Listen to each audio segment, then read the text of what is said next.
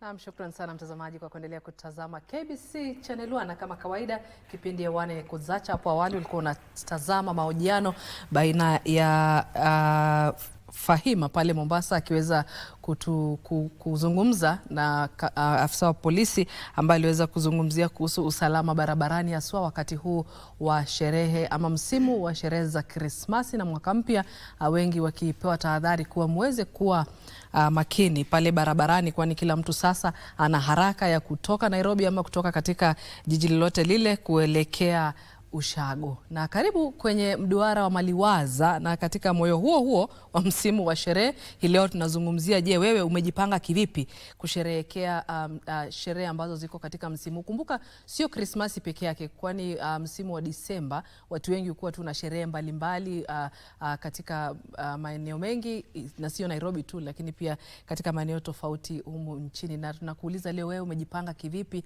kuhakikisha kuwa umesherehekea kwa njia inayofaa, na wakati ambapo itafika Januari umejipanga kivipi? Kumbuka ifikapo Januari kuna school fees, kuna rent, kuna mambo mengi tu ambayo hutokea pale Januari. Basi isifike inaitwa mwezi wa cabbage, usikue ni wale ambao wanauita mwezi wa cabbage. Na kwenye mduara tunakuuliza, je, umejipanga aje kusherehekea msimu huu wa Krismasi? Kumbuka waweza kututuma maoni kwenye nambari ya simu ambayo tutakupea baada ya muda usio kwa mrefu, ili uweze kutupigia simu ama ututumie ujumbe pale WhatsApp tuweze kusikiza maoni yako kuhusiana na, je, wewe na familia yako, marafiki zako mmejipanga vipi katika msimu huu wa sherehe za Krismasi na sherehe zingine nyingi ambazo zinafanyika katika msimu huu. Karibu, naitwa Nancy Onyancha, na kama kawaida niko na kikosi kizima hapa kwenye mduara wa Maliwaza, na kama kawaida tuanze naye Bi Maliwaza. Hujambo?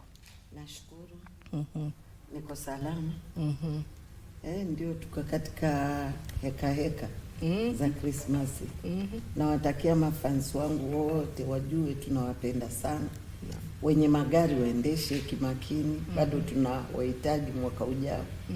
Waangalie Kuzacha, waangalie mduara, waangalie Channel 1 kabisa, vipindi bora bora. Kwa hivyo wazingatie. Kunywa haishi. Pombe iko haishi, ipo. Sio ukienda kubugia unafikiri huko petrol station na finyiliwa tu. Kunywa kimakini, ukijua utaendesha gari. Ukiona umelemewa, pa katika petrol station ama uweke kando. Maana unahitajika kabisa. Tunakuhitaji mwaka ujao. Abdalla, mambo? Naam. Unaona viatu zako karibu zinafanana za Rashid, lakini za Rashid amesema za bei zile, kuna tanguzi. Unaona, unaweza kunja hivi, zake unaweza kunja hivi. Zako uwezi. Zangu ni plastic. Boma yangu nadhani za Abdalla ndio affordable.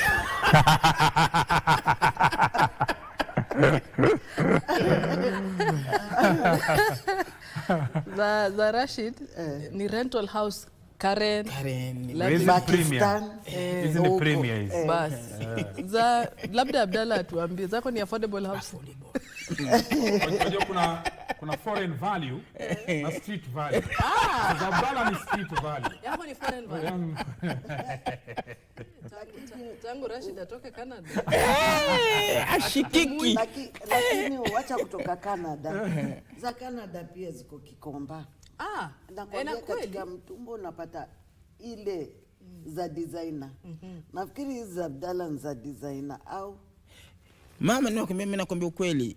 Mimi unajua sisi Waislamu tudanganye. Unaona mama? Hizi mimi nilinunua pale sisi nilinunua pale Githurai. Ilikuwa saa 1 usiku. Mimi nikadhani niliona ya mjomba, nikasema nikaona kitu na kama ya mjomba, nikasema acha ninunue. Nasema leo umeanguka. Kufika kwa nyumba mama yangu. Mbona anakiona kizuri. Na pia director anawapa kompe. Umeona chaki tena black. Kweli tu tunapa madaraka hawa wanaume na wewe. Laura, umeona Hujamuona. Yake inatisha kama kimeta. Ndiye anatupanga vitu sura zionekane. Umeiona? Nimeiona. Alafu yaka kama sport shoes. Hiyo pia ni rent. Hiyo inatosha rent ya ile ni ya Kawangware. Kawangware rent ni juu. Rent ni juu sababu iko karibu na mjini. 30, 40. Nafaa. Ndio. Kwa hivyo hicho kiatu cha director wangu si chini kidogo. Kabisa. Nafikiri tutamfanyia Abdalla wangu harambee. Wallahi nitashukuru sana. Lakini ujambo Abdalla? Alhamdulillah. Alafu mimi naweza kukuambia kitu kimoja. Nilisikia mkisema hapo wakati mkuu mnasoma magazetini kwamba wanafunzi wapewe nafasi wachague ile kazi wanataka kufanya. Mimi mjomba kunifanyia haki. Kwa nini? Alinilazimisha niende nikasomea kazi ya kuendesha meli. Ushaona? Maana babangu alikuwa baharia. Sasa akasema kwamba huyu tumpeleke akasome masuala za. Sasa mimi nitaendaje kuendesha meli na inaishi majini ili hali anajua vizuri sana. Mimi na maji tulikuwa tunapatana, hata kukoga ilikuwa shida. Lakini uguzi maji ukiwa baharia si uko ndani ya meli. Na nilikwambia pale siku unaishi kwa maji, unajua pale kama wewe ni baharia unaishi kwa maji pale ndani. Mimi na maji tulikuwa kama ardhi na bingu. Hatupatani. Unaona ungekuwa baharia ungeafford hizo viatu. Ujambo? Si jambo. Niko fiti. Kwa salama. Majukumu tu yameniandama. Unaona hata ndevu zimeanza kuwa nyeupe. Kwanza pale kwa ile interview ambayo ulifanya ya wale watu wa taekwondo. Ukasema ati mimi napenda watu wenye wako. Mimi nasema tu farasi, mambo ya ndevu. Mimi sijawahi sema nataka mtu wako na ndevu. Watu wenye ndevu ana pesa. Maana kule ya ndevu. Uliniambia lakini uliniambia indirect. Unaambia kwani Rashid wewe unaga ndevu za huku kaa Joho? Sasa wewe umeleta mimi nikashikanisha. Farasi ndio kwanza. Kwanza saa hizi nime reduce kidogo. Usipokuwa na farasi ukue tu hata na tausi. Si mbaya. Unataka mbuni? Mbuni hawa watu wenye hapa Lake Nakuru? Wale flamingo wale. Mbuni ni ostrich. Sitaki ostrich. Ostrich ni kubwa sana. Inaweza kubeba. Na nasikia huwa inakasirika. Sasa hapana. Huwa inakasirika inakupiga. Ukiiba yai. Hapo tu. Na inaambia kuliko ndege. Sasa sitaki. Unaona farasi ni mzuri mpole, tausi pia ni mzuri mpole. Na maringo. Mambo ya mbuni labda Rashid afuge huko Mombasa. Na mtazamaji, moja kwa moja tunaingia kwenye mada ambapo tunakuuliza, je, umejipangaje kusherehekea msimu huu wa Krismasi? Na nataka nianze na Bi Maliwaza. Watu wengi ikifika wakati wa msimu wa sherehe, unapata kuwa hapo ndio wakati ambapo watu wengi wanatumia pesa mingi. Na hata wakati ambapo wanaona tu uchumi hauko sawa. So wewe unaweza kuwapea maoni gani kuhakikisha kuwa watu hawajatumia pesa zote ikifika Januari hatuna pesa? Na ndio talaka huwa nyingi, divorce. Kwa sababu ya pesa? Sababu ya pesa. Sasa hizo waona kama wewe imekukuta hiyo ukimpata mwenye kutoka Canada. Utalilia tu atakatausi. Watu wanasahau. Na ni jambo la kusikitisha kwa sababu hizi sherehe ziko kila leo. Na sherehe uitaki tu uisabie Disemba peke yake. Naam. Patia nafsi starehe yake. Ni wewe mwenyewe unajipanga ujue. Unataka upeleke watoto wako mahali kutembea nini? Naam. Unajipanga. Tukisema sote tuangalie Krismasi. Krismasi ichukulie ndiyo ni sherehe. Na hii sherehe imeshikana na majukumu mazito, tena majukumu muhimu. Kwa sababu imeshikana na shule. Saa ingine una watoto boarding. Una watoto nini? We bado wataka upande meli kama vile mjomba amesema uende Mombasa ukaogelee ufanye nini? Ukitoka kule na unajua pesa ni mtu zina ibilisi yake. Ukiwa nazo zinakwambia nitumie, usiniweke.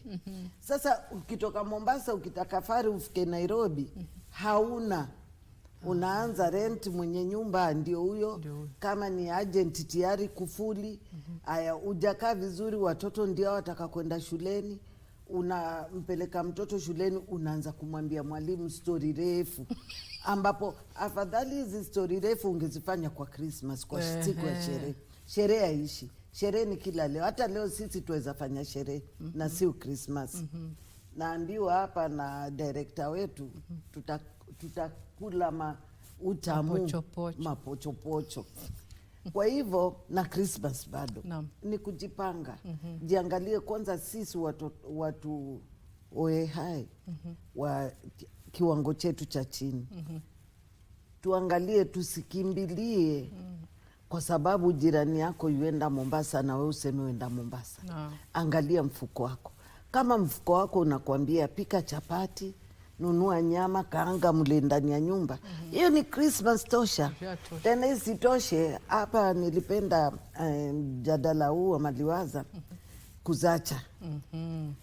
Iliongelea juu ya watu wale wakubwa, kila sherehe ikifika wakapanda ndege wakenda nje. Watu wa chini nao wenda wapi? Tukasema basi watutengezee Uhuru Park. Ile Uhuru Park tuliipigia debe, ndio ikatengezwa ikawa vile. Iko sawa sasa. Iko sawa kabisa. Wewe kama badili ya mambo mengi, uende mtoto akose vitabu vya kusoma, ya nini? Jipange, starehe ndani ya nyumba yako, ama pikeni chapati zenyu, kuku yenyu, bebeni na soda zenyu, nendeni Uhuru Park. Watoto wa starehe na we ucheze na wao mpira. Kwanza hiyo ni nzuri, unakuwa na uhuru na watoto wako, mnacheza cheza, mnaridhia. Jioni kifika mwarudi nyumbani, mtakuwa amjatumia kiwango kile kikubwa. Mkienda Mombasa, kama mimi ngienda Mombasa, itabidi ngatafute kule ndalala, ntalipia. Na wakati kama sasa, na wao watu hoteli wataka faida, warudishie zile wakati hoteli zilikuwa hazifanyi kazi. Kiwango kiko juu. Sasa unapokwenda kule ni gharama nyingi, utakuwa umewacha. Hata tukisema tuchange, wengine wanasema unaiplania mapema, unakuwa ukiekeza kidogo kidogo.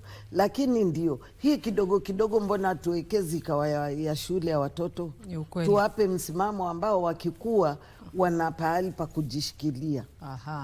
Abdalla, mambo. Naam. Tutafanyaje hizi pressure ambazo tayari ameshataja Bi Maliwaza? Unapata kuwa watu, kwa sababu nimeona jirani yangu amefanya hivi, hata mimi nafanya hivyo, sikumbuki, budget zetu hazifanani. Sasa mimi naweza kukuambia kwamba kuna upumbavu. Kuna upumbavu ya hali ya juu. Kwa sababu unasema hivi, wajua kwamba maisha ni jinsi ulivyoichukua. Si lazima kwa mjomba wanakula nyama, mimi pia nile nyama kwa sababu mjomba anakula nyama. Kwako kama wakula nyama ya bata, mimi pia natafuta bata nile. Hapana. Vidole hivi havitoshani.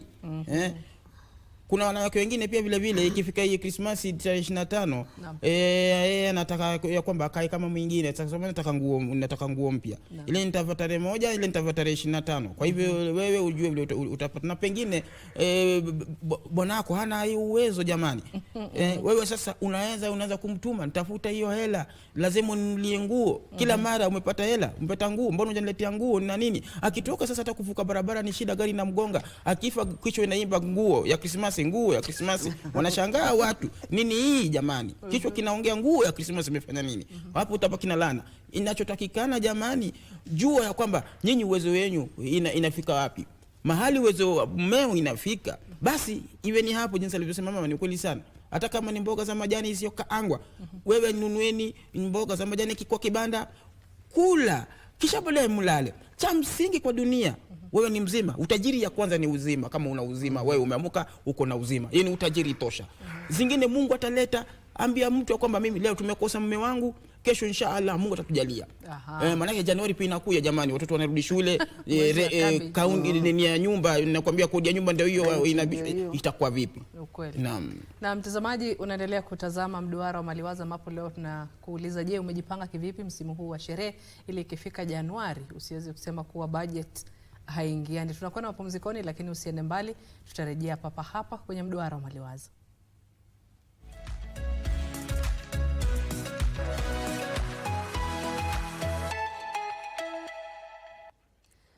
Na mtazamaji, unaendelea kutazama Kuzacha, sehemu ikiwa ni mduara wa Maliwaza, ambapo tunakuuliza leo, wewe umejipanga aje msimu huu wa sherehe, kipesa, kifamilia? Kama hapo awali Bi Maliwaza alikuwa amesema kuwa mwezi wa Januari ndio talaka nyingi hutokea, kwa sababu watu wengi wanaanza kukosana kwa sababu labda hawakutumia pesa vizuri, na inaleta ile friction kwenye familia. Kumbuka mtazamaji, uweze kututumia ujumbe wako kwenye nambari 0716 10330 1033001. Tutumie ujumbe kwenye WhatsApp, lakini pia tupigie simu hapa kwenye studio. Tutachukua simu yako na tuweze kusikia maoni yako. Sasa kuja kwako Rashid.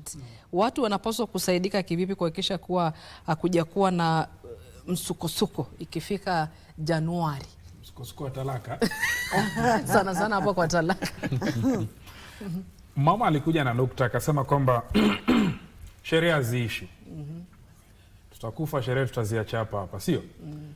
Lakini majukumu yako pale pale. Na hususan mimi nazungumza na wazazi. Unajua Nancy, Januari watu waanza kuitana wabaya. Kwa sababu nitakupigia simu Nancy nikwambie, Nancy naomba unikope shilingi 10,000 lakini nitarudisha. Ukiniambia sina, mimi nitaona Nancy ananinyima. Kweli. Nitaanza kukuchukia, sikuongeleshi. Tukija hapa sikuletee viatu vya Canada. Sikuletei mabuyu, sikuletei achari. Lakini kama ningelikuwa nimejipanga vizuri, hata yote yasingetokea. Tatizo ni moja Nancy. Sisi tunaishi maisha ambayo ni ya kuiga. Unajua siku zote ukiishi maisha ya kuiga, kuna mahali utakwama. Kwa sababu mimi nikisema nataka kuishi kama Abdalla, nitakuwa ni mrongo. Kwa sababu sijui chumo la Abdalla latoka vipi. Sijui Abdalla amejipanga vipi. Mimi niishi tu yale maisha yangu. Wazazi wengi sana huu mwezi wa Disemba wa likizo huu huwa wanapotea. Na ni vizuri, wacha tuanze vizuri. Mwaka 2026 kama Disemba unataka kujivinjari, anza kujiwekea bajeti yako na mapema. Wapata 10,000, 2,000 wacha nizieke. Kwa mwaka mmoja nitakuwa na shilingi 24,000, sawa? Naweza fanya mambo yangu na ile bajeti ya mambo mengine iko pale pale. Lakini nasi sisi huwa hatujipangi, alafu wakati wa Krismasi, wa sherehe za mwaka mpya, okay ni sawa, tunasherekea. Lakini angalia Nancy, sherehe hizi zinatufanya tunaenda kwa Mungu mapema. Sababu watu shasikia watu wameenda Dunda, lakini huko kumetokea athari. Mimi husema sherehe si kunwa pombe na kula sana. Nancy, hata sasa hizo nikikuletea nyama shilingi 2,000 utamaliza. Ni mingi sana. Unaona? So si kwamba ati wakati wa kula umefika. Angalia tu kile kiwango chako ni kipi. Mimi niko na familia yangu. Alafu mimi siku zote husema watu wote Nancy watakukimbia, lakini familia yako itasimama naye. Kwa hiyo kitu cha kwanza, angalia familia yako. Huu ni mwezi wa sherehe. Mwaka wote wamekuwa watoto wakienda shule, wewe hupatikani, uko Nairobi. Angalau umeenda nyumbani, wacha watoto wale vizuri. Wachukue watoto wapeleke angalau mahali padogo waangalie. Lakini have in mind kwamba watoto na mama yao nawafurahisha, lakini bado kuna January wataka vitabu, wataka fees, wataka sijui nini. Umesikia hapa watu wangu wananiambia bagi zao zimekatika na vitabu vimekuwa vingi, wataka mabagi makubwa. So mimi nadhani kujipanga ni ukijua kujipanga Nancy, hautasumbuka. Lakini hapo ndo sisi tuna fail. Kwa sababu umeona kitu kizuri, wewe wataka kununua, lakini wasahau kwamba kuna mahali inahitajika. Umeona sijui nini wataka. Alafu marafiki pia ni wabaya sana. Wewe bwana twendeni, unaenda kusherekea na marafiki, unasahau kwamba jukumu kubwa lako ni familia yako. Kweli. Na nikuuliza Bi Maliwaza, watu wengi husema kuwa wanawake ndio ambao wanaleta ile pressure sana ya watu kutumia pesa nyingi wakati wa likizo. Ni ukweli? Kabisa. Tumesikia hata anasema anataka tausi. Tausi unanunua tu mara moja, kwani utanunua tausi kila mwaka? Na sasa ngoja nikwambie Nancy, Abdalla alikuja vizuri sana Rashid. Akasema kuna watu wewe unaangalia, huangalii kesho. Ni kweli. Hata hiyo tunasema unapanga bajeti ya Christmas, kwa sasa haiwezekani. Kwa sababu unafika skuli unasikia vitabu vile ulinunua havitumiki wakati ule. Ni mla mwingine havitumiki. Vitabu ushavinunua kwa duka vitabu. Ni shida kuvirudisha tena, haviko. Yani hayo masomo si yale yanatakikana. Kwa hivyo unarudi square one.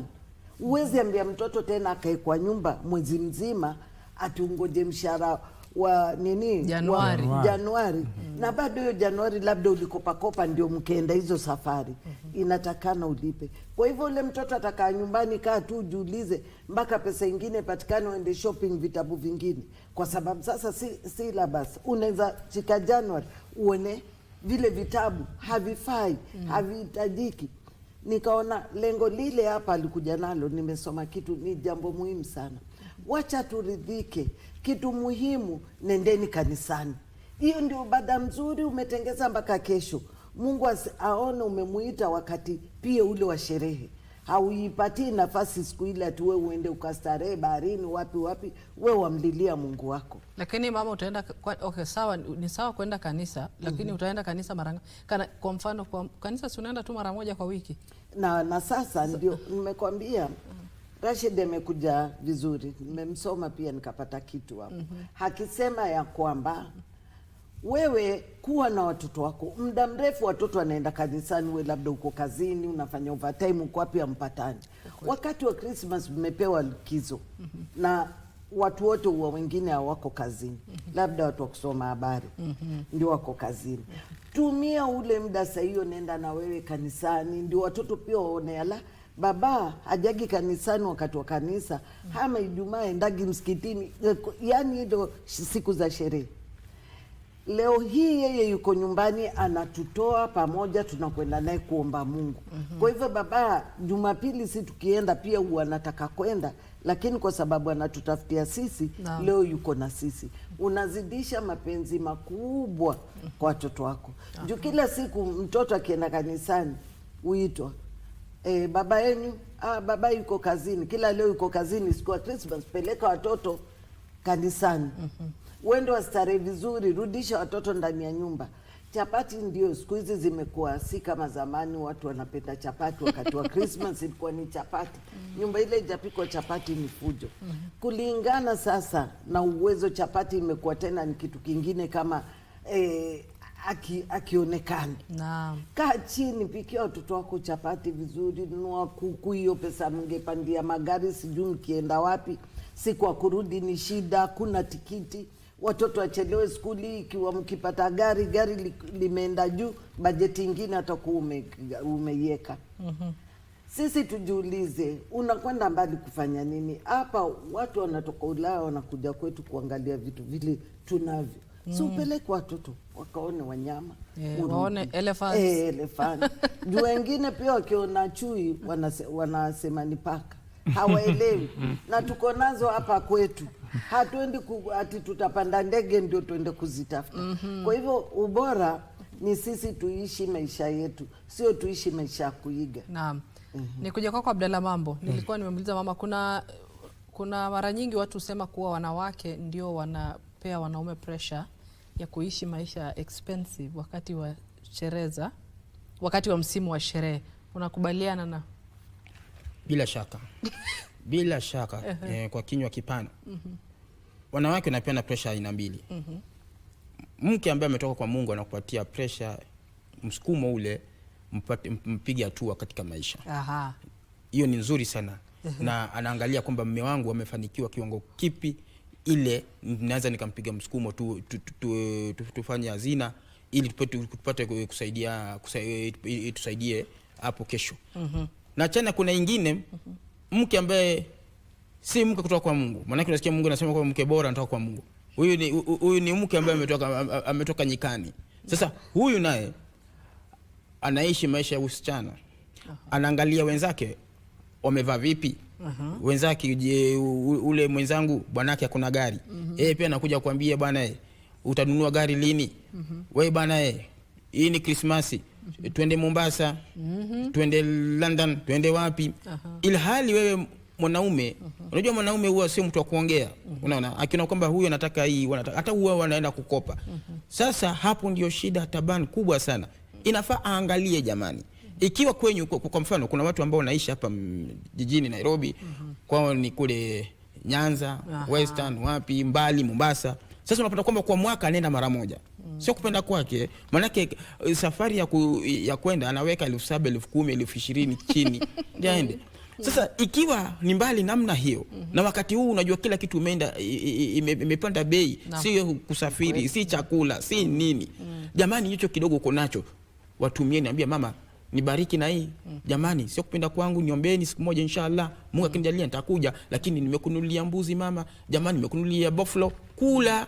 Wewe hapa hii kidogo pia umebaki nayo, ambia mkeo kama mke wangu mimi nimebaki na hii, tukule. Hapo utafanya kulingana na akili ya huyu mke, anakupatia msukumo ya kwamba jamani ni kweli tusiende. Lakini ukipata tu mke ambaye anabeba na upepo kama inavuma kwenda mashariki, pia ndio huyo. Mume wangu ndio Krismasi. Unajua Krismasi sana sana kwa watu wengi huwa wanaenda kuonyeshana mkule mashambani ya kwamba sisi ndio tumekuwa Nairobi. Sisi ndio watu wa Nairobi. Zamani hata wengine walikuwa wanachukua radio kabisa, wakifika wakati wameshuka amebeba radio hapa hivi. Radio inaimba. Bana baba lemu wako. Wanakodisha magari. Siku hizi sasa ni vijana ama majenzi.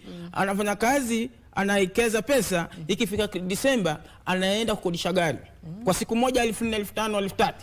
Unaona, hajaweka mafuta. Mbio, akifika amefungua redio ya gari na kwambia bum bum bum bum, na hapo kifua wazi nini. Sasa hata azungumzie kikwao, anazungumza Kiingereza ya Canada mahali mjomba alikuwa. Unaona? I know me, you know me. How's this? They all things. Unaona? Sasa hapo wakati anarudi anaanza kujikuna kichwa, mama yangu nitafanyeje? Anakupigia simu nauli ya kwenda kazini, jamani nipatie. Pale pia mwenye gari anasema kwamba sasa nimalizie pesa zangu. Inakuwa vipi? Mambo inakuwa sasa mshike. Inafaa watu wakae chini ujue ya kwamba wewe shindana na wewe.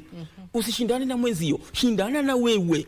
Ndio maana yake ujue kwamba kesho nitawekeza nini. Hakuna siku watu wanalia kila mara uchumi imepanda. Hakuna siku moja uchumi utashuka. Unasikia kwamba tunataka kushindana na Singapore. Lazima tukaze kamba vizuri sana ndio tufikie Singapore. Kama kuna kukaza kamba, hatutakushindana na Singapore, tutashindana na Tanzania, tutashindana na Uganda. Lakini kama ni Singapore, hapo wa Singapore wale wanajua wana macho madogo wanaona mbali. Wale wanaona mbali. Sisi tunaona hapo kwa sababu macho zetu ni kodokodo. Sasa tunaona vyote kwa mara moja. Na ukumbuke Singapore mwaka 80 sisi tulikuwa tuwapatia msaada.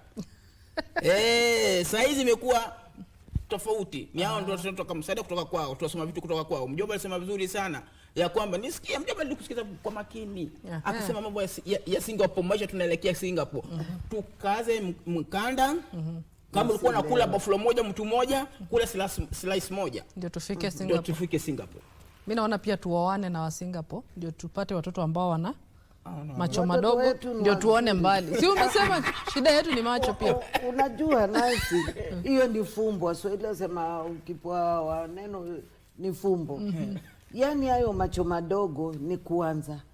Hakuna watu wana elimu bora kama Kenya. Sana. Kenya tumesoma.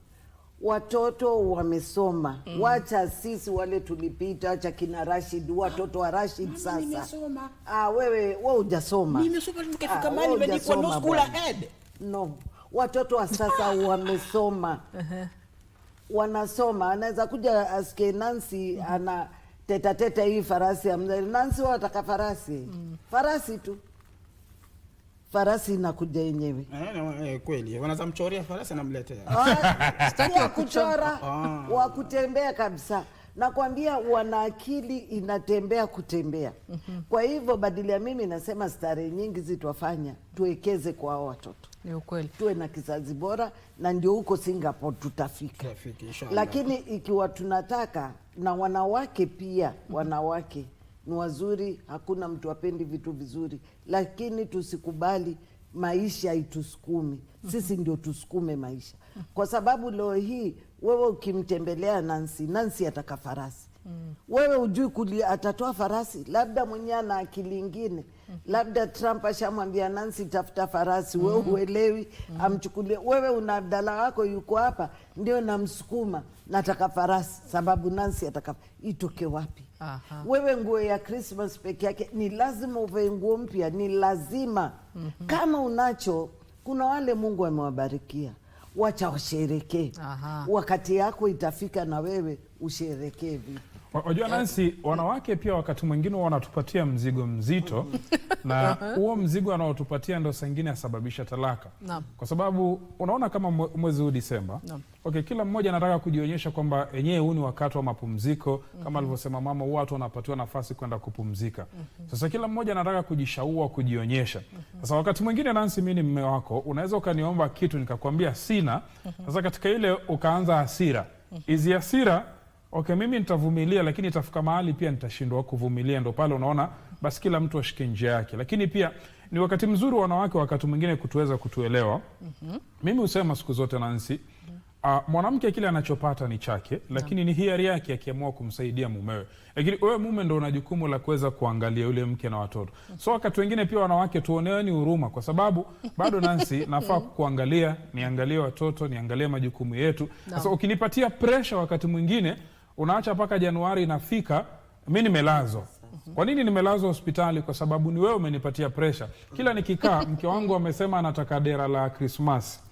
Sijafanya hivi, mke wangu ankuja ataka buibui la kuvukia mwaka. Anasahau kwamba kuna kula, kuna rent, kuna matibabu, kuna watoto, anataka ABCD. Kwa hiyo pia saa nyingine wanawake tuoneeni huruma. Lakini ulikuwa na mwaka mzima kutafuta pesa za buibui. Huo mwaka mzima kuna responsibility nyingine nimekuwa nikifanya, kuna majukumu mengine nimekuwa nikifanya, na nimekuwa nikikulisha, nikikulipia nyumba, hata wakati wengine labda hata nasaidia watu wa kwenu, hiyo uone. Lakini unaona tu Disemba huyu jamaa anzichanga. Si kwamba hati ninazichanga kila zikitoka. Alafu siku hizi maisha ya siku hizi mataifa mengi yale ambayo hayajafika Singapore, tunategemea tu mishahara Nancy. Kweli? Si kwamba hati labda tumewekeza, na kuwekeza kwenyewe tukiwekeza labda tuwafuga kuku, mayai.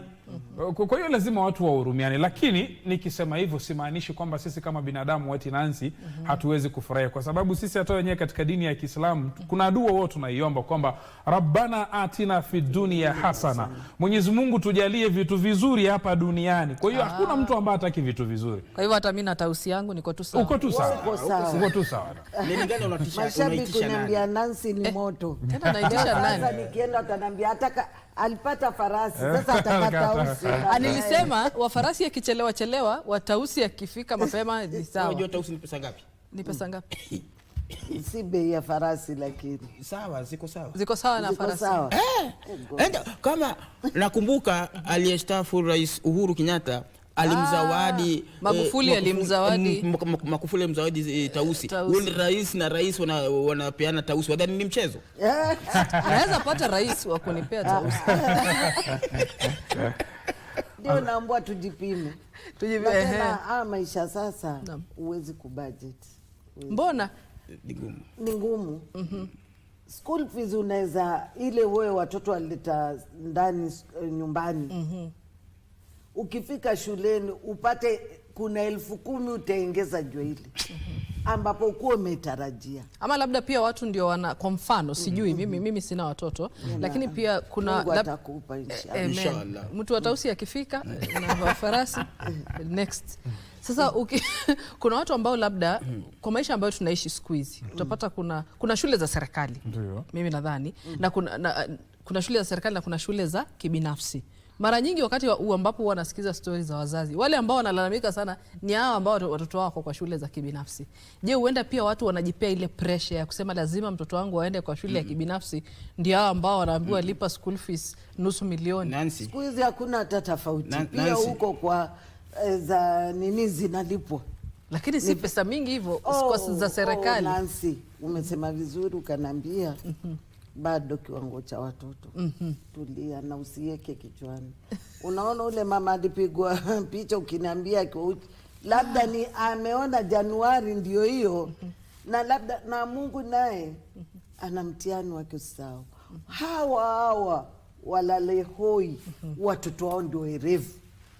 Kwa hivyo ukipata mke bwege kidogo, ndivyo tunakuja vile Bwana Rashid ansema. Majukumu yanawalemea. Saizi unaweza ona watoto wote wale wametajwa ni hao huko chini wale wamepita. Sasa wewe atulifanya bajeti ukijua mtoto wako yuko vile, ndio nakwambia watoto wamesoma wa Kenya. Bajeti ile umepima, labda unajua mtoto wako pia ataenda skuli kama hii, unapata ndio anaenda best school. Unaona? Ikifika labda hapo upande wa high school. Lakini huku kwa primary school si mtu mzazi anaweza jipanga apeleke tu mtoto wake shule ya pesa kidogo. Primary. Ndio tunarudi nyuma tukaja hapa, hatuwezi fika Singapore kirahisi. mpaka tujikaze vile tunasema. Wajua kwa sababu ya nini? Tumelemezea sasa government. Kulea watoto, kuwalipia school fees. Unaona hiyo pesa kama wazazi wangekuwa wanakwenda vile inatakikana na shule ziwe zinakwenda vile inatakikana. Hizi zinapewa hizi mabasari zingekuwa zinafanya kazi nyingine. Lakini unaona na bado hazitoshi. Unaona mtoto amepata hiyo basari na endi skuli, bado uko nyumbani hazijatosha. Kwa hivyo wewe mzazi ndio usikubali starehe kupisha. Starehe ziko. Fanya majukumu, watoto wape kitu muhimu. Wacha chapati, wacha kuku, wacha nini. Wape kitu muhimu kile. Wewe usipokuwa, maisha yao yatakuwa sambamba. Utakuwa umewainua, umewashika mkono, na pia wewe utakuwa umejipumzikia mzigo. Kwa sababu usipowashika mkono vizuri, ulionesha tupande gari, pande ndege tuende Mombasa. Unaona kazi imekatika. Hao watoto bado hajamaliza kusoma. Hajazoea masomo haya ya chini, wamesomea ya juu. Unalemewa, wale watoto waenda wapi? Umefanya nini? Utakuwa sasa ulifanya kazi ya hasara. Haikufika mwisho. Unapata wale watoto wanazeekea ndani ya nyumba uko nao. Ukiwaambia wendo watakwenda wapi? Kwa hivyo ni jukumu. Starehe ni ya siku moja. Hata ikikosa. Na unaona wakati vile unakwenda. Kuna siku hata hizi Krismasi zitakuwa tunaambiana Happy Christmas. Inaishia hapo. Na inaishia hapo. Nikuja kwako Abdalla, mambo ni watu kutojipanga ama ni uchumi tu umekuwa ngumu? Kwa sababu hata naona kama alivyosema Bi Maliwaza, hata kujipanga imekuwa ngumu. Ndio maana nilikuwa nasema kwa nini watu basi wasikate vitu kama inaitwa ku downgrade. Kama unajua mtoto wako anasoma shule ya $500,000, mpeleke angalau ya shilingi 1,100. Ndio upate, kwa sababu pia sherehe si ati ni lazima, lakini binadamu tunahitaji. Hata ameshatuambia Rashid, kwa dini ya Kiislamu mnaruhusiwa kusherehekea. Kwa hivyo ni watu ambao pia wanakataa ku downgrade. Hiyo dini yetu ni nzuri sana, inakupa mwelekeo, si uenda na vitabu. Kuwa na subra. Usitaki haraka. Havitakuja. Hata Mungu unaweza muomba, hakupi wakati ule. Mpaka uliosema amekuchukia, hajakuchukia, ana sababu, anajua nikimpa Nancy wakati kama hii atarudi kwangu kwa wepesi. Na mimi nataka bado aishi. Unaona imechelewesha. Kwa hivyo pia hii riski tunaomba na tunaambia uwe na subra. Kama haijakuja, kuwa na subra. So ni kuja kwako Abdalla, kuhusu watu kujipanga. Ni watu hawataki kuadjust maisha yao yaweze kutoshana na uchumi wa kisasa. La, si ati kwamba watu hawataki kuadjust hali ya uchumi. Ila tu ni watu hawajui ya kwamba nafaa, sio wote mbali baadhi ya watu. Nancy, kuna mtu mahali fulani ukimpatia shilingi 100 ama shilingi 50 atakupigia magoti chini akwambia asante. Unaona? Kumaanisha kwamba huyu mtu akifanya kazi apata shilingi 1,000 kama mshahara, huyu mtu anafaa ajipange. Sasa asije, shida yetu ni moja, ya kwamba ukipata pesa sasa unaingiwa na uendazimu. Unaona kwamba mimi pesa, unajua wewe inaita vitu. Pesa ni shetani. Sasa hapo unapata kwamba haujipangi kwamba mimi bwana natamani kula kuku, natamani kula bata, vitu ambavyo havikukua katika bajeti yako. Unajua kwa nini wazungu wanatushinda? Wanaegemea sana kwa kitu inaitwa saving. Ukweli.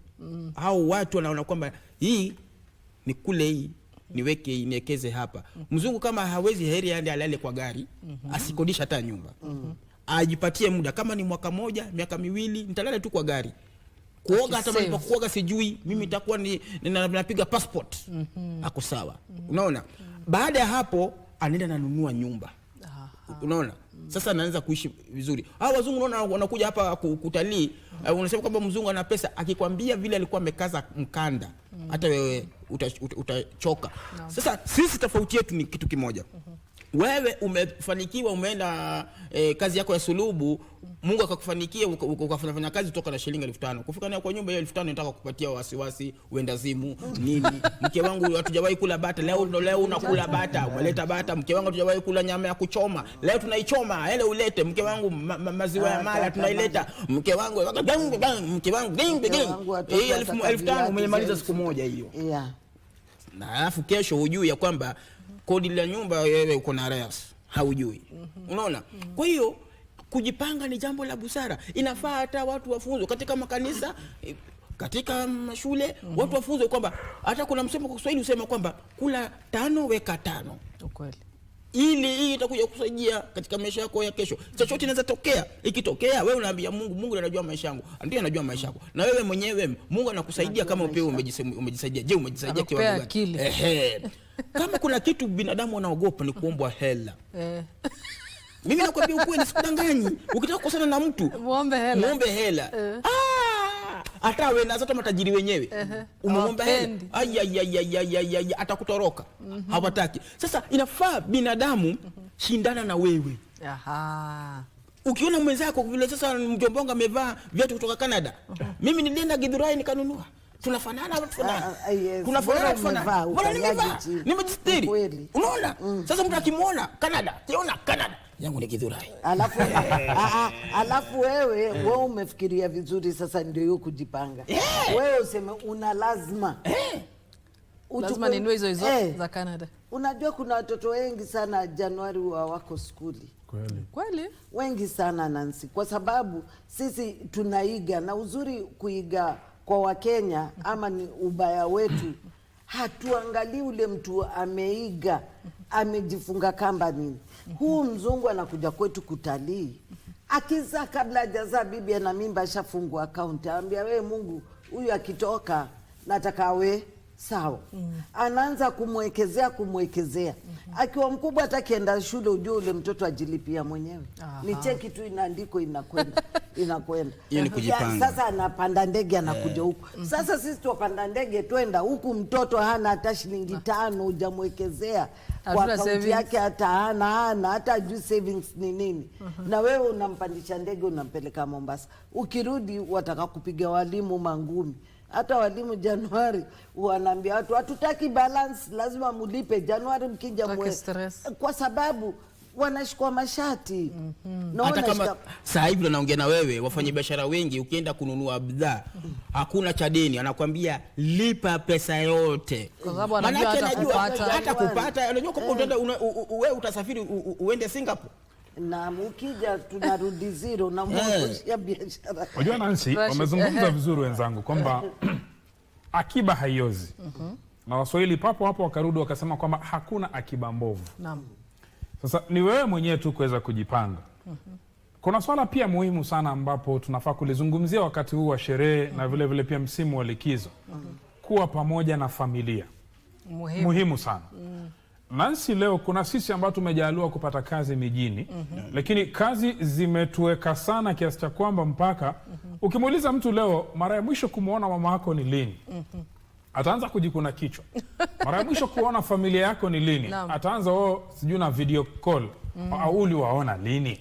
Kwa hiyo nadhani pia wajua shughuli haziishi. Siku zote wanasema shughuli inamalizwa na shughuli. Pia ni wakati mzuri huwa Disemba, kama umepatiwa na mwajiri wako likizo ya wiki moja, chukua familia yako, una babako wewe, una nyanyako, hata achana na lile nyumba lako jipale unakaa. Nenda ka experience kule mashambani, watu wa maisha yako vipi. Nenda kaliwe na mbu kule. Nenda kajisaidie msituni kule. Na kama una uwezo pia kwako vile nimekuimarisha kule kwa mama yako pia kuimarisha, kwa sababu mimi nina imani kwamba kama si wazazi hata huko Canada na Singapore tusingekwenda. Ni kweli. Kwa hiyo wazazi wanacheza role kubwa sana. Kwa hiyo wakati huu wa Disemba unapofikiria mchipuko wako, maana Nancy siku hizi uliona juzi mtu anakuambia kwamba kwa kila mwanamume ambaye ana mke mzuri ili awe stable lazima awe na kampango. Lazima awe na mchipuko. Ndio ile marriage work. Bas. Sasa leo hii Nancy, sisi utakuta tunathamini marafiki. Mchipuko. Tushajipanga sasa. Hii Disemba hii na kile girlfriend changu pale Bomachoge pale. Unasahau hata una watoto, shaona tu girlfriend. Na marafiki zangu Abdalla. Tukichanga hivi kama kila mtu 20,20 tukiwa na 80 tukienda Zanzibar. Tuko vizuri. Lakini unasahau kwamba una mamako yuko hai, una babako yuko hai. Angalau anataka ile nafasi, mwanangu njoo tukae chini Nancy, chunguza. Sisi vijana wengi ambao tumepata kazi nzuri tuko mijini, mtu anasikia tu babako ni mgonjwa amesaidiwa na watu fulani huko nyumbani. Kitambo ukimbie uende mzee ashaaga. Hauna time. So pia at least easy time ya December. Hebu tu create time tuende tukae na familia zetu. Si mjini. Okay, sawa, mlete mzee mjini siku 2-3 waone, lakini wewe ndo muhimu uende kule mahali mzee yuko. Kwanza kwenda huko ni bora. Umeongea jambo zuri sana ambalo nimesoma kitu. Nancy, unaona watoto wetu huku hawajui shago. Watu wengi hawajui shago. Tena wakienda kule juu hujawazoesha hiyo system kwa ndani ya mwili wao. Akibongo akachukua tuna kwingine kwetu. Na huko kwetu tukienda tunaenda kisimani kuchota maji. Ndio unamkuza pia kibusara ajue huku kwetu tutafungwa maji kwa mfereji, lakini tukienda kwa shosho tunaenda kuchota maji mguu kavu. Kwa hivyo unampa hekima, yeye umempa somo la kujua ni nini kinaendelea nje. Kule babangu alitoka ama kule mamangu alitoka. Lakini lifestyle ya sasa tunaishi. Lakini mimi pia nina swali. Siku hizi watu wengi wao wanasema kuna ile kitu ambacho kinaitwa black tax. Na wakati mwingi hujitokeza sana wakati huu wa sherehe. Unapata kuwa watu wengi wangependa kwenda nyumbani kuwaona wazazi, lakini unapata kuwa wazazi wameweka matarajio yao yakawa juu sana. Anasema kwa sababu mtoto wangu hajakuja tangu labda Januari ama alikuja tu April, unapata kuwa mzazi ana matarajio ya juu sana. Anasema mtoto lazima akuje anifanyie shopping, alafu pia kuna kama alivyosema Rashid ambao tunafanya kazi mijini. Unapata labda mzazi anakuuliza mbona mtoto wa fulani ako Nairobi na wewe labda ana gari, mbona wewe una gari? Ndio unawapata wanajipata kwa masuala hali hiyo, kabla inabidi sasa niende nikomboe gari, niende nyumbani niwadanganye ili gari langu. Uone pia wazazi pia wanachangia kufanya watoto wa Gen Z na millennials kutumia pesa visivyo kwa sababu ya ile pressure. Si wazazi pressure. Makosa ni yetu. Nancy, wewe mamako mzazi na babako kitambo, wewe mamako akwambie nifanyie shopping mwaka mzima. Siku hizi wanaitisha, hujasikia wazazi wanaitisha. Ndio nakwambia tunakosa. Watoto kama wazazi ama kama kwa sababu wewe Nancy mwaka mzima ifike December mamako akwambie niletee unga ama mafuta. Wewe ulikuwa ukifanyaje hiyo? Labda sina uwezo. Mimi labda pesa mnanipatia hapa ni yangu tu ya kulipa rent na kwenda na fare. Hatujakataa. Lakini ngoja nikwambie Nancy, ukienda hata supermarket wanajua maisha ni ngumu. Supermarket ile wewe umezoea. Wekesha hapo, niwekee hii mtungi ya mafuta 20 liters, ulipe kidogo kidogo. Kabla si uwezo sasa tuenda kibudget. Ngoja nikwambie, kwa sababu ngoja nikwambie saa hii Abdalla unacheka, unafanya Nancy acheke. Huwezi niambia wewe utaenda usimame dukani ufanye shopping ya kwako yote na ufanya nyumbani. Ndio pale wamama tunawasahau, tunajiangalia sisi. Inabidi sasa yeye Christmas ikifika akudai kama deni. Na ambapo wewe ukikaa ujipange, kujipanga ni huko Abdalla tunasema. Mimi uwezo wangu sina ya kununua mafuta lita 20,000. Lakini kuna wale ambao kweli hawawezi. Yaani ule mshahara ambao anapewa hapa Nairobi, yeye mwenyewe mafuta ya kutumia kwake anaenda kibandani pale, haizi nunua mafuta. Chakula imepikwa kabisa, kama ni kidheri, kama ni chapati, marage inachanganywa anakuja nayo. Ndio maisha yake. Kwake hata ana gas. Tuje hapa. Ni maombi inafaa. Nasema watu ndio hapo naja. Maombi. Unapomjua mamako jinyime, wewe nenda ukamjindie hiyo yako na bibi yako na watoto hiyo ya kupima nini. Lakini hakikisha huyu mama si Christmas mshitue hata katikati ya mwaka ama wapi unamemrushia ka shopping. Unaona?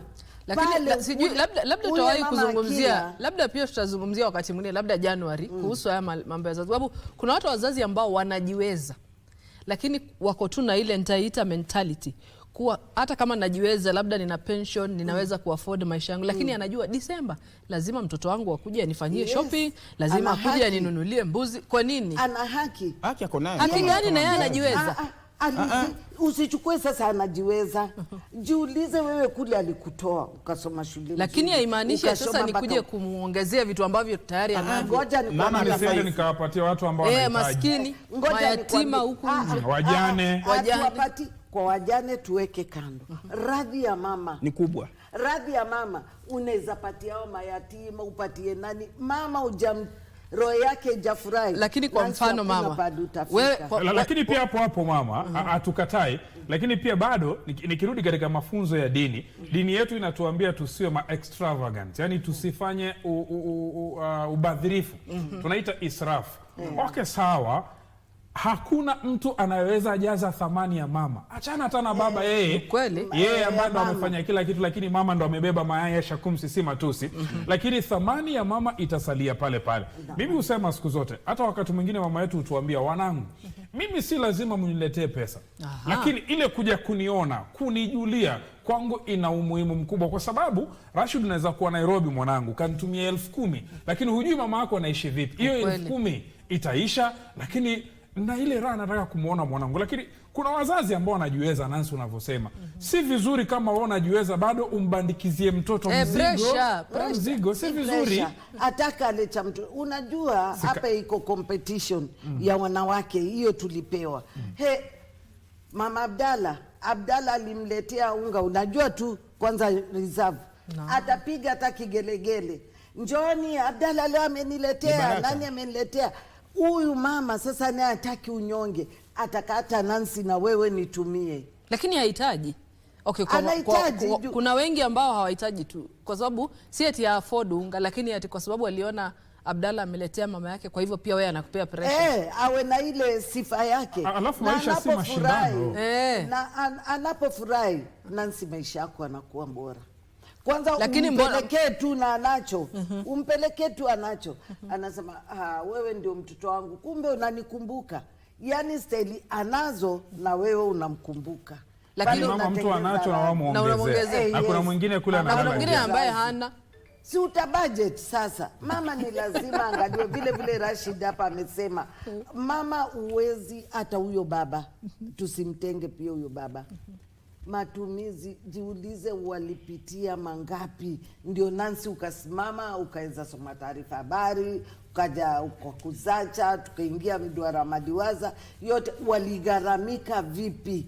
Hata kama wanacho mpelekee hata peremende. Ni kama mtoto ukitoka shuleni kumepikwa kuku ndani nini, umpe huyo mtoto peremende, atatoka nje mbio, dadi amendetea peremende, wengine waone kuna kuku ndani na kuna nini, lakini ile ndogo anaona ina thamani. Lakini unajua hii ndio inafanya majenzi na millennials wanapata madeni, kwa sababu sasa lazima afurahishe wazazi wake wenye hata hawahitaji kufurahisha. Majenzi wafurahishe wazazi. Majenzi hata wajui vile mama anasema. Kuna wale ambao wanapambana. Jenzi wako kwa hostels. Acha kumbuke ulinisaidia mimi pia, na sasa inafaa nisimame na mama. Kuna wale wazuri. Wale wazuri ni wachache sana. Mimi nakwambia ukweli. Majenzi akumbuke kwamba Nancy wewe ulikusimama na mimi, sasa wewe kama mamangu hata analala anasema kwamba wacha nikununulie viatu kama mamangu. Hapana. Sio kama sisi. Lakini tukubali wazazi wana pressure. Hata kuna hizi stories zingine ambazo huwa tunasikia ikifika Disemba, mtu anaenda anachukua msichana kwa sababu huko kwao ameambiwa lazima Disemba akuje na bibi. Anaenda na haya. Hiyo ni ndio kuna watu bibi wa kukomboa. Ndio, lakini hiyo si vizuri ya kwamba akija wewe utatuletea wajukuu lini, wewe utaletea mtu lini nimpikie na nini. Ufai kufanyia kuambia mtoto kitu kama hicho. Inafaa umuombe kama mama. Maana mama ndiye akona funguo ya maisha ya mtoto. Wewe unafaa umuombe. Hata ukiona kwamba anavuta bangi, anafanya nini, muombe Mungu na muweka mkononi mwako, sababu wewe ndio ulinipatia huyu nikambeba miezi 9. Mama ni Mungu wa pili wa mtoto. Unajua mama wa Afrika atakuombea lakini bado anakuombea lakini bado anakuuliza. Kuna wazuri. Anakuombea usiku, asubuhi anakupigia simu. Anambia utaolewa lini wewe? Disemba kuje na mtu. Anahakikisha kama Mungu amejibu maombi. Si ataona tu nacho. Maombi ya Mungu. Anaona unamchelewesha 2024 hujakuja. hiyo tusiwalaumu. Unaona wazazi kitambo wafike hapo, umewaeka mbali. Lakini ikiwa ni wazazi wale unawafuata, kama vile Rashid asema, hebu tuendeni huko ushago, unakaa naye chini karibu, anakuambia yale anataka na wewe unamwambia yale unataka. Sasa pale hakutakuwa ukiwa Nairobi, wewe nataka bibi, yani anaona. Sasa Disemba inabidi atafute pesa ya kuhaya bibi, kuhaya gari, ya kufanya shopping. Nancy, hichi kizazi usipompeleka mbio unataka aolewe ama aowe, tafadhali ni waoi hao. Lazima wakumbushe. Kuna mambo zingine wacha kuambia Mungu acha nipige magoti. Kuna zingine sheria inachukua mkononi. Ni kweli. Waambie wewe nataka Disemba nataka mtu hapa. Labda anaona pia anapotea huyu, ukimwambia unashtuka. Ukimwacha hivi hichi kizazi. Unakubaliana nayo Rashid? Hichi kizazi. Hawajasahau kuoa ni pesa, wana pesa. Wana wewe. Unajua Nancy, tatizo ni kwamba mifumo ya maisha hubadilika. Na hii mifumo ya maisha ikibadilika, pia sisi tubadilika. Unaona fikra ambazo tuko nazo sisi watu wanne. Naam. Si fikra ambazo zina mtu ambaye ana umri wa miaka 18 mpaka 35. Ni fikra tofauti. Naam. Vijana hii akili ya kuoa hata hawana. Yeye anafikiria tu kuinvent sijui nini. Yes. Sijui nifanye IT, sijui nifanye nini. Sijui nifanye nini. Niweke kwa stock market. Alafu kichwa chake kinamwambia unajua kuna klabu mpya imefunguliwa maskani pale. Unaona? Hizo sana ndo akili zao, lakini si wote. Wala ambao kidogo wana akili, ambao Mungu amewapatia akili. Kwa sababu ukiona kama kijana ambaye yuko tayari kuoa ana msingi wake, lakini vijana wa kileo hawana msingi. Anaishi kwao. Anaishi kwa marafiki. Sasa wewe niambie, kama unaishi kwenu, unalishwa, unavishwa, unalipiwa kila kitu, hii akili ya kuwa na familia yako utaitoa wapi? Ndio wakati mwingine watuambia vijana, hatukatai kwamba mmekuja na inventory fulani, lakini kaeni na watu wazima musome 102. Asante sana. Na mtazamaji, naona tuna dakika tu 3 kabla tutamatishe mduara wa Maliwaza na kutamatisha Kuzacha. Kumbuka mtazamaji, kipindi hiki cha leo ndio kipindi cha mwisho cha mwaka wa 2025, na hivyo ningependa tu kuwapa kikosi fursa ya kuweza kutuaga na kutupa maneno yao, kututakia heri njema za msimu huu wa Krismasi. Wale ambao mmelazimishwa mkuja na mabibi na mabwana na watoto na magari, msikuwe na pressure. Enda tu nyumbani, salimia mzazi, mwambie hii mwaka sikufanikiwa kupata mtu wa tausi na farasi, lakini tutajaribu tena mwaka wa 2026. Tuanze na Bi Maliwaza. Ni kweli mimi nashukuru kwa wale wanaotutazama. Nawashukuru sana kwa sababu wao ndio pia wameweza kutuambia mambo mawili matatu. Wakatupa mwongozo wa kufanya kipindi kiwe safi. Yaani tunafundishana. Kabisa. Sisi hatujui zaidi wala wao hawajui zaidi, lakini tukipokezana tunafanya nyumba zinakuwa bora. Kabisa. Ndoa inashika, inakumbatia. Sisi kitu kile mimi nawaambia binafsi, nawaombea Mungu atupe maisha bora, atupe maisha safi, atupe wazazi wenye kuelewa, na atupe waume wenye kuweza kutulinda. Kabisa. Sio wa vita, sio wa balaa. Sana sana hapo kwa waume. Hapo kwa Rashid, kwa waume watupende. Kabisa. Wajue vile wewe unampenda mamako, pia mimi nilitoka kwa mama. Kwa hivyo pia mimi nienzi kama dadako, juu pia wewe una dada. Sio katika huu msimu wa Christmas kuwe na vita, kuana. Hiyo isaidii. Turudi kwa Mungu, tupendane. Kama kile unachokaa chini, mara nyingi wao wakai katika mduara kujuzana na wake zao. Kaeni chini mjuzane, kama kuna shida tuitatue. Kama umemfumania mwenzako, sio mwisho wa wake wako wengi. Kaa chini naye akwambie. Saa ingine hakufanya kwa kupenda. Kuna shetani, kama vile Bwana Abdalla Ushinda akisema. Kwa hivyo nawatakia maisha bora katika huu mwaka. Nashukuru vile wametushikilia mkono. Nashukuru pia KBC Channel 1. Nashukuru sana kwa kutuwezesha na kutupa nguvu na kutupa mkazo na kutukumbatia. Tuweze kuelimisha wengine. Masomo kama hawa watu wanalipa kwa bei kali sana huko nje, lakini sisi tunawasambazia bure. Sisi tutoe yetu na wao washikanishe nayo iwe kitu. Na washukuru, na pia mafansi wetu naambia wenye kuendesha gari waendeshe kiasi. Na wenye kubugia sio mwisho, vileo vinatengezewa kila leo uchao. Na kama wewe huna pesa za kupelekana nje, kaa na mke wako chini, mwelewane. Pia watoto wawajue, waone, wafate mfano wenu. Kama hakuna, tuna mbuga zetu za wanyama hapa karibu. Tuna magardens zetu zile tunaweza kwenda pia. Kwa hivyo mimi nawatakia tukutane Januari, Mungu akipenda, inshallah. Abdalla, mambo? Naam. Mimi jambo la kwanza naweza sema kwamba asanteni sana waheshimiwa wote ambao ni watazamaji wetu. Nikawa nadhani umetakia tu wanasiasa. Waheshimiwa wetu ni watazamaji ambao wametuweka hapa kuanzia Januari hadi wakati huu. Tumekaa na wao. Kumbukeni kwamba kupigaye ya kupendaye. Na tumejilimisha mengi sisi sote, na sisi jinsi tunazidi kusoma mengi kutokana na mambo kama haya. Maana wakati ambapo unazungumzia masuala ya ndoa na nini, nawe vile vile unajichuna sikio, unajisema kwamba je, nafanya jinsi ninavyosema ama inakuwa vipi? Kwa hiyo mnatupatia changamoto, na sisi vile vile turudi nyuma tuseme kwamba tufanye jinsi tunavyosema. Kwa hiyo asanteni sana, Mungu awabariki, na wafanyikazi wote KBC, hususan akina Timothy, akina Benadi, akina wote wapigaji picha wote ambao wamekuwa wakiteseka na sisi kuja asubuhi na nini kuhakikisha kwamba kila kitu imekuwa ngar. Tutasema sana Mungu awabariki, tuombea kila kheri. Tukivuka mwaka inshallah tuonane tena Januari inshallah. Rashid. Naam. Ukimalizia. Mimi nikimalizia mpaka niangalie kamera yangu ni hapa, ndio mnione vizuri.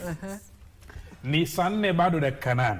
Kwa kumalizia, mpenzi mtazamaji, kwa hakika kwanza ni kushukuru wewe mtazamaji, kwa sababu siku zote huwa tunasema kwamba kitu chochote ambacho ni brand bila watu sio brand. Na sisi mmetufanya kuwa sisi kutokana na nyinyi watazamaji. Kwa hiyo kwanza tunawavulia kofia. Kuna watazamaji ambao hawaamki, ila wakiamka wanaamka na kuzacha. Asanteni sana, mumetujenga mwaka huu wa 2025. Na tunapouaga wa kuzacha vile vile pia matumaini yetu kwamba mwaka 2026 utakuwa bomba bin burudani. Kwa mara nyingine tena tunapoenda kwenye likizo za mwezi huu wa Disemba, kama alivyosema Mama Maliwaza, tuwe makini. Uhalifu ni mwingi, kuwa makini. Si lazima uende mahali ambapo si lazima kuenda. Si lazima utoke majira makubwa ya usiku, hapana. Vile vile pia tuwe waangalifu. Haimaanishi kwamba kufunga mwaka ni kulewa chakari, hapana. Haimaanishi kulewa mwaka ni kufanya usherati, hapana. Lakini ni kumshukuru Mwenyezi Mungu, kwa sababu mimi Nancy Abdalla na Maliwaza kwa sasa tuko hapa ndani ya studio, lakini ni neema yake Mwenyezi Mungu. Wapo watu ambao walitaka kuwa nasi katika siku ya leo, lakini Mwenyezi Mungu hakuwawezesha. Si kwamba watu wao ni wajinga, sisi ni werevu. Mwenyezi Mungu akitaka lake ashataka. Kwa hiyo tuweni makini sana, na muhimu zaidi tuende kumshukuru Mwenyezi Mungu, kwa sababu huyu Mwenyezi Mungu ndo amekufanya mpaka unapumua. Pumzi ni kitu adhimu sana. Kwa hiyo mtazamaji, kuwa makini, tunakuhitaji, familia yako inakuhitaji. Vile vile pia mpenzi mtazamaji, sisi ni watangazaji tu hapa ndani ya studio, lakini kwa hakika tunakuja hapa ndani, kuna watu ambao wanafanya kazi kubwa sana kuhakikisha sisi tuko hapa. Mwanzo nitoe shukrani zaidi kwa wakuu wetu ambao wanatusimamia kwenye runinga. Asante sana Bwana Michael Ndetei ambaye ni mkuu wa kitengo cha runinga shirika la utangazaji. Asante sana. Vile vile pia kuna baadhi ya wadogo zake ambao wamekuwa wakishirikiana nasi katika swala hili. Asante sana ndugu yangu Ken Ariro. Asante. Vile vile pia Monica, asante sana. Asante vile vile pia Bwana Bungei. Mbali na hapo, wapo wakuu wetu ambao wanatusimamia sisi sasa. Kwa kweli wamekuwa wakifanya kazi nzuri sana. Shukran sana mkuu wa kitengo Muhika Onyango. Muhika, mpenzi mtazamaji, ukimwona anakunywa chai na sufuria alafu anapanga hii kazi hapa, wewe utashangaa. Asante sana. Vile vile pia yuko Fadhili Athmani ambaye leo hayupo hapa, yuko likizo. Asante sana ndugu yetu Owen. Asante sana vile vile pia Mato, ama mimi wanamuita Martin Njeru aka Mato wa Mudhende. Na vile vile pia asante sana, kuna mwanadada anaitwa Laura. Asante Laura, kazi nzuri. Asante vile vile pia kuna mwanadada ambaye anaitwa Windrose, ukimwona ni mrefu kama Mwamkondo. Asante vile vile pia wapiga picha wetu ambao wamekuwa kitushika mkono. By the way, unatuona kwenye TV, unafikiria ni sisi tu, lakini kuna watu ambao wanafanya kazi nzuri. Nancy, kama kuna majina mengine nitasahau utawataja. Kuna Doti. Kuna Doti, watu muita Toti. Asante Doti. Kuna Gladys. Asante Gladys. Okay, ana jina lake lakini mimi wanamuita Seniors. Asante sana. Na Okishi. Okinyi. Na kuna ule madam pale ambao anatuangalia vizuri. Madam wake si uje tuonekane kwa kamera pia leo kidogo yani. Director. Unamuita director. Na leo amepiga madam Joto. Uko tu sawa, hata ukija ukisimama na mimi hapa. Huyu hapa. Anafanya kazi nzuri sana. Kwa hiyo asanteni sana. Lakini tunawahakikishia mwaka ujao mambo yatakuwa bomba, lakini hatuwezi funga kipindi kabla kukata keki. Na by the way, asante sana pia Celestas Maira. Huyu ni mpiga picha wetu. Picha zetu waziona nzuri sana. Na mimi na Nancy huwa ni weusi, lakini tukija kwenye TV tunakuwa weupe. Kuna watu wanatufanya tunakuwa weupe. Asante sana Ambi, asante sana Vero, Leslie na yule mkubwa anaitwaje? Stella. Bila shaka. Basi kutoka kwangu mimi Rashid Momkondo na Bishop pia. Sina la ziada, lakini tunakuambia mwaka ujao Kuzacha inakuja tofauti. Happy Christmas. Happy New Year in advance. Asante sana mtazamaji, na bila shaka tunakuaga, tunakutakia Christmas njema, mwaka mpya 2026 wenye mafanikio. Endelea kuomba kama kuna mambo ambayo haukuweza kuyapata mwaka 2025, bado una mwaka mwingine, Mungu akitujalia. Tukutane tena mwakani. Naitwa Nancy Onyancha. Usiende mbali, endelea tukutazama Kuzacha. Na by the way Nancy, kuna keki inakuja. Nimeambiwa kuna keki. Na hii keki italetwa na watu. Once hakuna DJ hapa. Huyu DJ ndo angewalete. Kuna mabinti, mmoja anaitwa Becky. Unajua wao wanaitwa Rebecca, lakini katika Gen Z hawataki, wanasema anaitwa Becky. Kuna Mary Lynette. Mary Lynette, ili jina la Canada. Kuna Grace wanatuletea keki. Alafu DJ leo tutaka kuona kama Mama Liwaza bado kiuno kiko Sawa kabisa. Na keki yenyewe imepambwa ikapambika. Ambalo umeona mnazi? Naona mnazi. Na imeandikwa Kuzacha. Mambo vipi? Wanakuita nani mwanakwetu? Grace, mbona ukafikiria leo kutuandalia keki? Becky. Mpe Mike Becky. Becky, sasa uko aje? Leo imekuaje ukatuandalia keki nzuri? Karibuni kabisa. Nimeamua leo tukule keki tufunge nayo mwaka. Hii ni mint chocolate na lemon banana. So juu ni mint chocolate, alafu chini ni lemon banana. Imewekwa sukari Sukari lazima. Yes, sukari lazima. Sisi tumeshukuru sana. Unajua mimi sijaona keki leo, ndo mara ya kwanza. Mlipata wapi hii minazi? Na Nairobi hakuna minazi. Unatengeneza hata kama iko lazima. Nimeamini. Akili imejaa kwa kichwa. Sasa hata ukiwaambia gari ije hapa itakuja. Ndio. Mary, sijui Nancy, mpe mawai. Unajua hawa mtazamaji, hawa ni watu ambao waoni kwenye TV. Unawasikia tu. Mary, mambo? Njoo tu hapa tu. Mambo? Poa sana. Niko salama. Uko poa? Niko poa. Kukuona. Asante. Unapanga hapa? Imagine. Transmission. Ndio muhimu sana na. Hao ndio wanahakikisha umeenda hewani. Kama wako wewe hata afadhali ulale. Tunashukuru sana kwa ile kazi mmekuwa mkifanya ndani ya Kuzacha. Sisi hatuna kuwalipa. Tena baada ya kutufanyia hivyo mmetuletea paka na keki. Thank you. Nancy, kwako sasa. Mimi nishamaliza na unajua mimi mtu wa madem. Kuna machali umeanguka. Okay. Sio ungewaambia wakate keki. Okay. Wa Mato uje. Ambi kuja. Ambi kuja. Kujeni tu. Kujeni Mato kuja. Ambi anaogopa. Ambi ndo anatufanya tunakuwa upe. Sasa tunaamka kama tuamke. Tunaamka kama tuamke. So who's going to cut the cake? Asikia kizungu cha Kiswahili. Bimaliwaza. Mama. Sote tashika. Alafu DJ basi tunapokata keki. DJ tunapokata keki.